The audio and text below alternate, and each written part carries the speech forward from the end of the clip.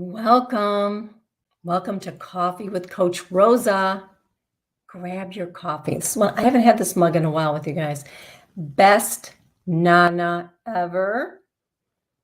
The best mamas get to become nanas, right? It's the coolest feeling, my friends. It really is. So grab your cup of coffee. Life is good. I like to get together with you, share some coaching tips, like little mini sessions like we're having coffee together, coffee with Coach Rosa.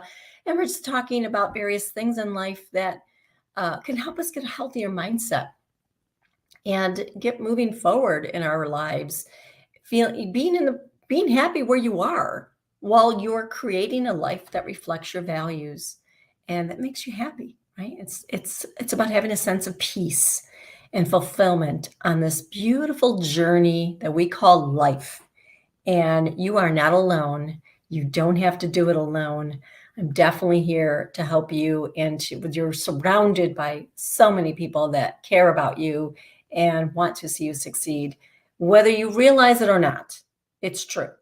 Somebody out there really does want to see you thriving and at peace and happy. And we're here to kind of remind you of that. Okay. So today I want to talk about something I think is really important. And that is to stop projecting your past into your future. You see, think about this. Think about this. Now, my background is in neurolinguistics programming, hypnosis, clinical hypnosis, and thought field therapy, emotional freedom techniques, Reiki, and coaching, success coaching, life coaching. So the mind is my thing, right? And I have areas of expertise, but the mind is my favorite place to play. So I want you to know you can trust when I share something with you that it's not just something I've read in a book. It's something I've worked with thousands of people on, including myself. I'm my best client. I really am. So I'm my best subject, as we would say in hypnosis. Okay, think about this. Our life, our brain, our whole mind is operating from a pool of memories.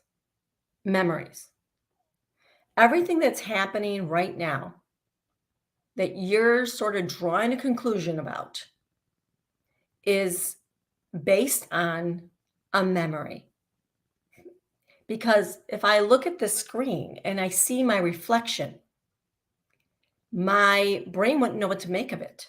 But my brain says, oh, that's like a video camera when we used to have VHS tapes, which is like watching a movie on TV, which was like going to the movie theater, right? And when we had little TVs, black and white TVs in our house once upon a time, these are all, my memories go back right down the trail to those. Our brain has to make sense of what's going on, and it looks at memories and experiences to define what's happening. Okay, very important. And then what we are doing in this very moment right now is we take all that information and we put it into a decision we've made. Some people will say it's like a belief we operate from. But it's a code of conduct, right? It's our beliefs, the decisions, and things that we decide are true, and we throw that into the future as if it's really true. So we're not here in the moment. We're not experiencing life right now at 100%, fulfillment, not even probably 10%, because we're too busy going back and forth, back into the perceptions of our past and projecting them into our future as if it will happen. So if anyone thought, let's think of an example. Let's do a common one for people in job search. Very common. that I'm at my age. This whole at my age thing, at my age, no one's going to hire me. At my age, I'm not going to make as much money. I've heard all of it.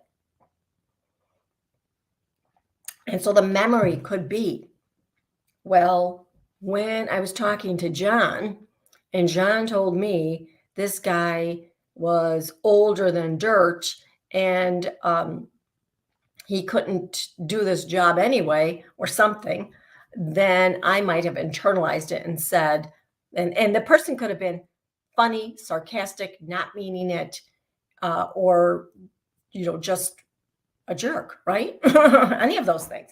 It doesn't mean that has to be my reality. But because I heard it, or I've heard enough people say, this person, I think, was judging me because of my age. Or if I even do my own example, I've been asked, questions about my age, not in job search, but certainly amongst my friends, where somebody might think I'm older than I am. And I'm like, what? What?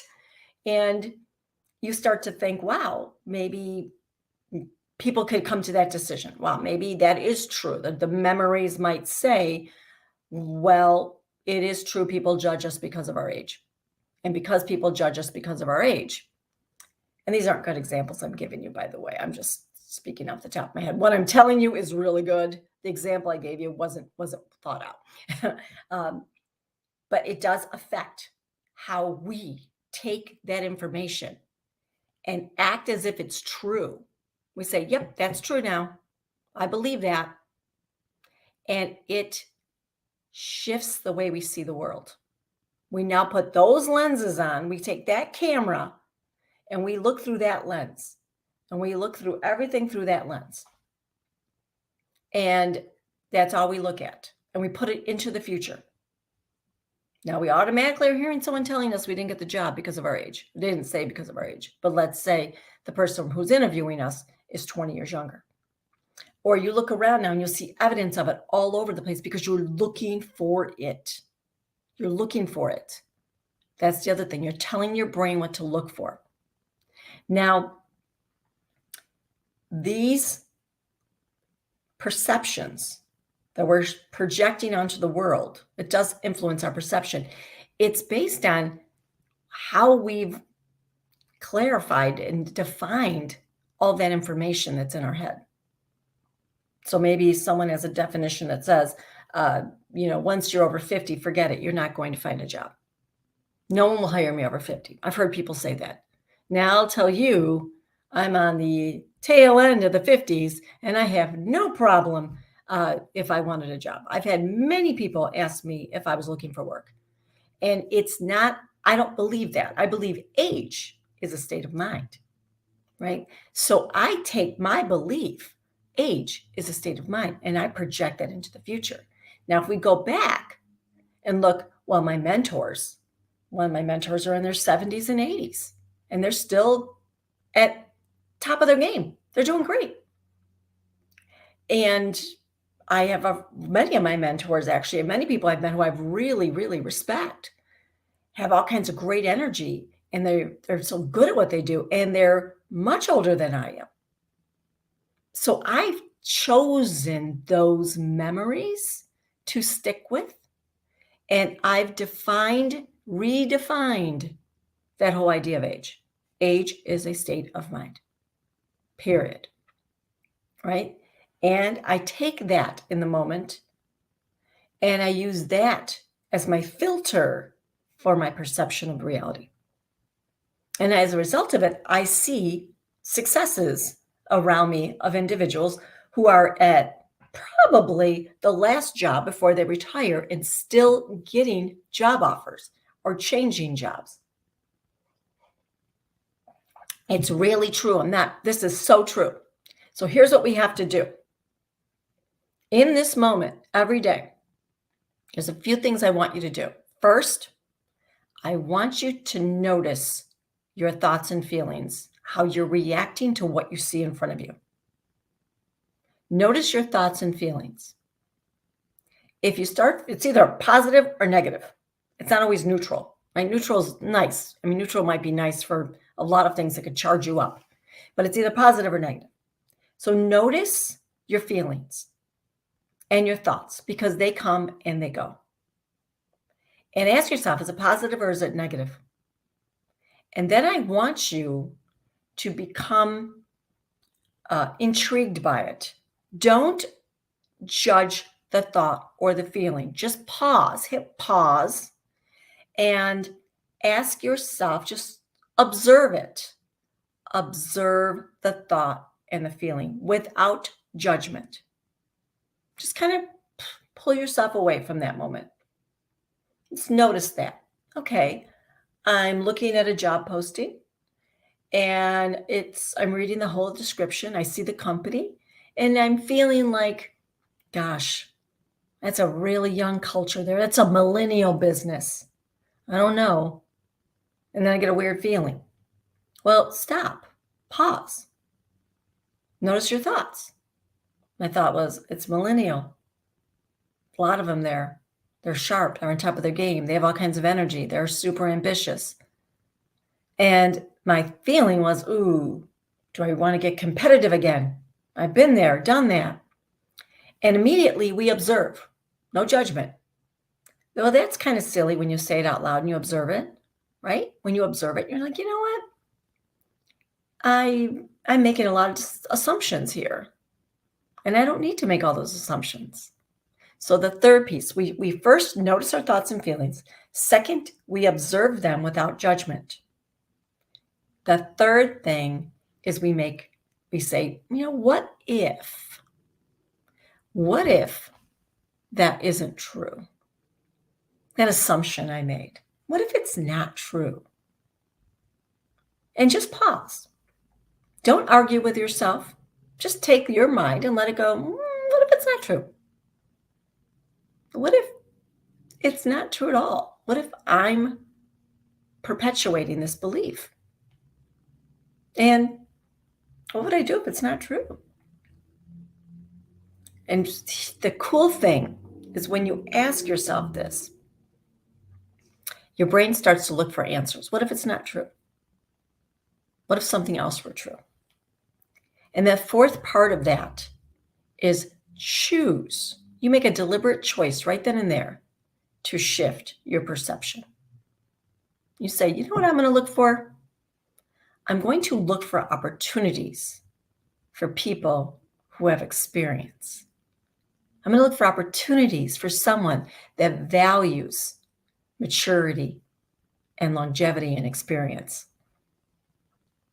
And let yourself step into that new space and just be open to that.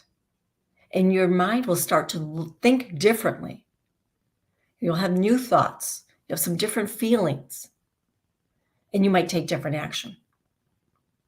This is gold when you apply it. Because we are in a loop. Everyone's in a loop of some sort.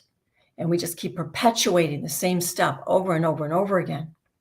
And then we say, this is reality. Look what's happening to me. It's not happening to you, right? These things are co-created by you at times. When you think a certain thought and you have a certain belief and we define that. We say, that's what this means. We have to redefine some of that. We have to shift our perception. We have to choose to look for something different. And we won't do that if we're not paying attention. And we have to be very clear on this. What we say is true. It's not true. It's based on a memory. It's based on experiences that happened for one tiny blip of our lives. And we've been holding on to it forever. And we replay it for hours when you think about it. It doesn't mean it's true. It served you that negative maybe avoidance for a moment, but it no longer necessarily has to be true. You can have a new truth. You can foster new beliefs. You can foster something new. I love fostering because when you foster something, you're caring for it, right? It's like you decide, I'm going to care for you until I'm going to see how this goes. It doesn't mean you're 100% in. Doesn't mean you're committed. It means we're fostering. We're gonna see how this goes. I'm gonna love you in this moment. I'm gonna really take care of you right now. Foster this belief. Play with it. Try it out. I see opportunities. What about people that value some of my experience? They're out there. I assure you they're. So stop projecting your past into your future. Creating future is from this moment and being fully present and no longer letting the past control you. As Tony Robbins likes to say, the past does not equal the future. And it's a saying that got me through a lot of things. Many times in my life when my brain went to places, memories or places, and I'd say, you know what? Hit pause, delete, because the past does not equal the future. I hope this was a helpful session. I hope you enjoyed it. If you're watching on any of our, YouTube, please subscribe and hit like. Share the video. I'm so happy you joined me. Thank you for joining Coffee with Coach Rosa. I will see you next week. Take care, my friends.